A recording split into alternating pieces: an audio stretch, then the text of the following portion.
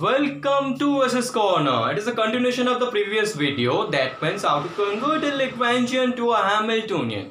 In the previous video, you were given a Lagrangian and by some process you converted it to a Hamiltonian. Now the scenario is quite different, that means quite inverse. Suppose you are given a Hamiltonian, then by what process you can change it to a Lagrangian? Okay.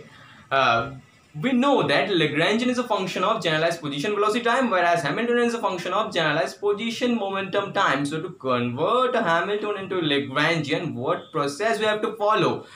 So in this video we'll discuss about how to convert a Hamiltonian to a Lagrangian. So let's start. As you can see a question on screen, the Hamiltonian of a simple pendulum which is given by h equal to p theta square by 2 ms square plus mgl into 1 minus cos theta. We have to convert this Hamiltonian to a Lagrangian. We know that Hamiltonian is a function of generalized coordinate momentum time and Lagrangian is a function of generalized coordinate velocity time. So to convert a Hamiltonian to a Lagrangian, you have to replace the momentum value by the velocity value. That means we have to replace the momentum in terms of velocity and put that resultant Legendre transformation. So to convert this Hamiltonian that we can see to a Lagrangian, I am going to write some steps. Okay, so please follow me. Step 1. From the expression, find the generalized coordinate gc and generalized velocity gv in shortcut. Step 2. Find the velocity by the formula theta dot equals to del h del p theta. Step 3. Make a relation between velocity and momentum.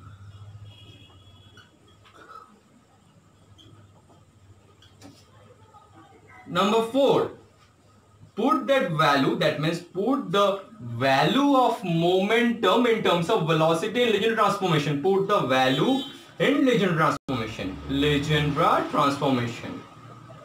That I discussed in the previous video and also did a sum regarding this Legendre transformation.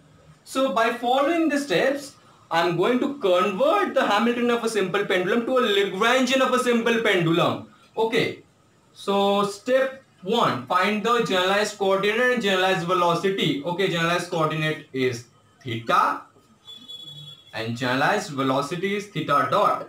Because here Hamiltonian, you can see in the Hamiltonian, you can see the expression p theta squared by 2 ms square. That means here the generalized momentum is p theta. So conjugate to this generalized momentum, generalized coordinate would be theta and generalized velocity obviously would be theta dot. Step 2. Find the velocity by the relation theta dot equal to del h del p theta.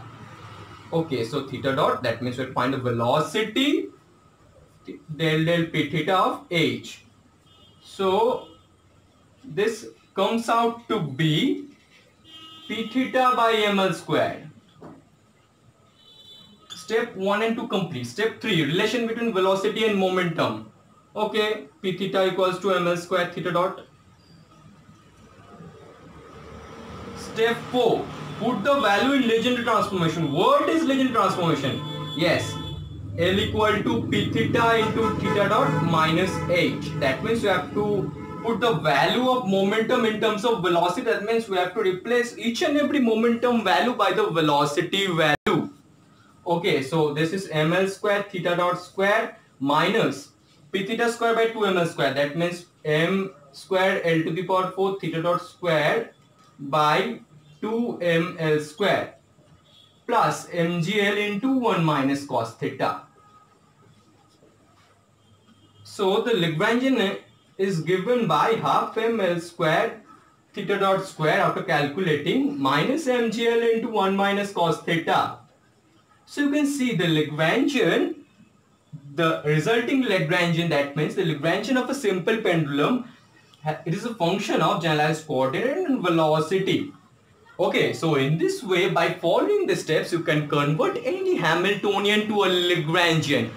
For this purpose, we have to maintain 4 steps. Okay, so step number 1, find the generalized coordinate and velocity. Step 2, find the velocity by the formula del H del P theta. And you have to replace that P theta. That means you have to replace the momentum value in terms of velocity value. This is step number 3.